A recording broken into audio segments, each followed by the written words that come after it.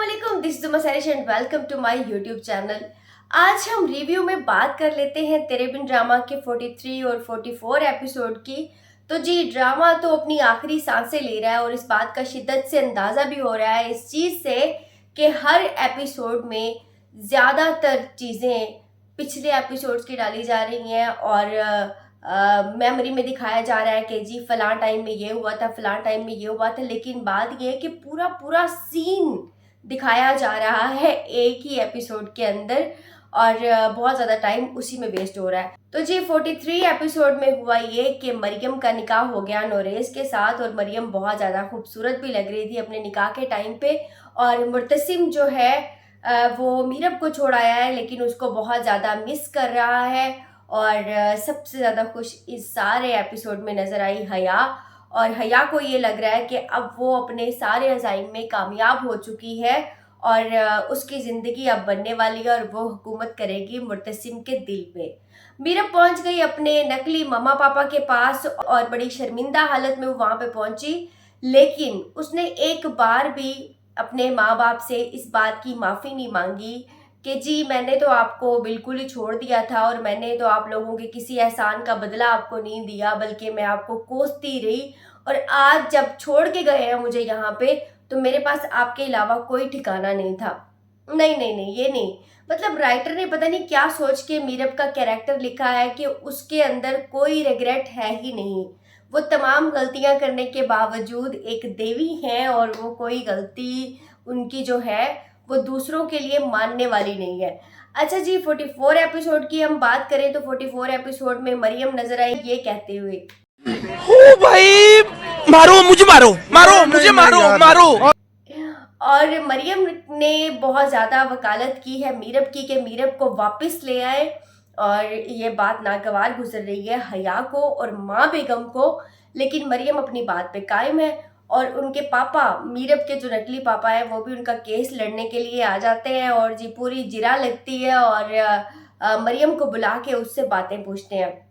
यहाँ पे आके फैमिली में ये बात खुलती है कि मरियम तो पिछले 8 महीने से मलिक जुबैर को मिल रही थी और ना सिर्फ मिल रही थी बल्कि वो उसके घर में आता था मिलने के लिए और वहीं पे वो जो है आपस में मुलाकातें करते थे, उनकी तारीखें हुआ करती थी वहां पे। तो जी इस सारे सीन में जो सबसे मजे की बात मुझे लगी ना वो मुर्तसिम की आंखें थी। मुर्तसिम सारे सीन में अपनी आंखों से खेल गया। मतलब ये कि उसने कुछ भी एक्सप्रेशन और नहीं दिए, वो सिर्फ अपनी आंखों से हर चीज़ को एक्सप्रेस कर रहा था। जितने भी सवालों के जवाब मरियम दे रही थी मुर्तसिम की आंखों से आप महसूस कर सकते हैं उसका गुस्सा, उसकी हैरानी, उसकी शर्मिंदगी। तो यार मुझे जो सबसे मज़े की बात लगती है ना इस ड्रामे की वो वहाज अली है और वहाज अली की एक्टिंग है। He is so good in his character. लेकिन मीरब के कैरेक्टर की बात करें तो मुझे कोई ख़ास समझ नहीं आया कि उसकी हर कोई तरफदारी कर रहा है पर वो इस काबिल है नहीं कि उसकी तरफदारी की जाए। कम से कम इस कैरेक्टर को दिखाना चाहिए कि कहाँ पे उसने गलती की है और वो अपनी गलती को मानने को तैयार भी है। मतलब वो कुछ भी तस्लीम नहीं करना चाह रही, उसने अपने माँ बाप से माफ़ी तक नहीं मांगा। मैं वापस आई हूँ तो आप लोग ही मेरा सहारा हो, तो मुझे अपनी गलती का एहसास हुआ है। नहीं, उसको कोई एहसास नहीं हुआ। उसने मरियम को भगाने में पूरा किरदार अदा किया लेकिन वो कहती है कि इसमें मेरा कोई कसूर नहीं है। और जो पापा ने आके केस लड़ा उन्होंने भी ये साबित किया कि मीरब का कोई कसूर नहीं है जबकि मरियम अपनी मर्जी से भागी थी। और मरियम अब बार बार ये कह रही है माँ बेगम को कि जी आप मीरब को वापस ले आएं। और मुर्तसिम के दिल में उसके लिए मोहब्बत तो है ही लेकिन ये जो जिरा लगी है और यहाँ पे केस जो है मीरब के हक में हो गया है, इससे मुर्तसिम के दिल में उसकी मोहब्बत और ज़्यादा बढ़ गई है। माँ बेगम जो है वो अकेली हो गई हैं और माँ बेगम को लग रहा है कि सारी गलतियाँ उनकी ही हैं। अब देखिए जी अगले एपिसोड में क्या होता है। जो टीजर और प्रोमो में दिखाया गया है उसमें तो बहुत ही वाहियात चीज़ सामने आई है। जिन जिन लोगों को ये बात लग रही थी ना कि रोहेल जो है वो अब उसका सीन खत्म हो गया, मुर्तसिम से जितनी वो मार खा चुका है वो कभी वापस नहीं आएगा। बट इस पूरे ड्रामे में राइटर ने बहुत अहम किरदार अदा किया लोगों की ढिठाई को कायम रखने के ऊपर। और ढीठ लोग मुझे मुझे क्या किसी को भी पसंद नहीं होते, चाहे वो बच्चे ढीठ हों चाहे बड़े ढीठ हों, इंतहाई बुरे लगते हैं।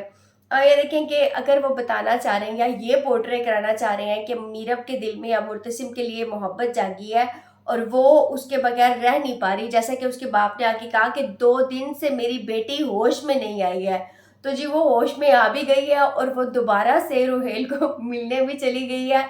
जैसे ही मुर्तसिम पहुंचता है मीरब को ले जाने के लिए, उसको फिर पता चलता है कि जी वो तो रुहेल के साथ है और रुहेल उसको कह रहा है जी मुर्तसिम तुम्हारे काबिल नहीं है, अभी भी मौका है, तुम मुझसे तलाक ले लो और तुम मुझसे शादी कर लो। और मीरब वहां पे डुन बनी हुई बैठी है।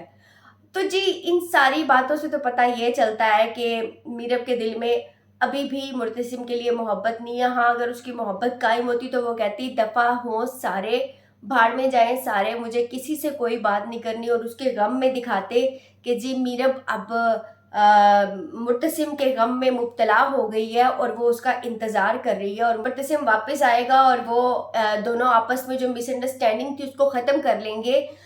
गलती तो मीरब की है और मुर्तसिम और उसके दरमियान जितनी भी चीज़ें और जितना भी कम्युनिकेशन गैप था उसको वो ख़त्म कर लेंगे, लेकिन ऐसा कुछ नज़र नहीं आ रहा। मुझे लगता है कि मीरब इसी तरह ढीठ रहेगी अपने आखिरी एपिसोड तक और मुर्तसिम उसको अपने आखिरी एपिसोड तक मनाता रहेगा और ज़िंदगी इसी तरह चलती रहेगी।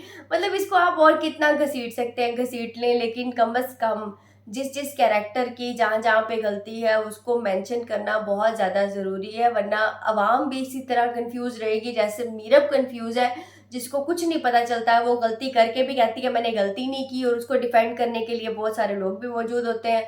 सबसे बेहतर जो इसके अंदर बंदा है वो मुर्तसिम है, लेकिन मुर्तसिम की एक बात, मुर्तसिम में भी एक चीज़ में ढिठाई बहुत ज़्यादा है, वो ये कि वो मीरब से अंधी मोहब्बत करता है। उसकी मोहब्बत कब शुरू हुई ये पता नहीं चला, लेकिन ये है कि वो ख़त्म होने का नाम नहीं ले रही।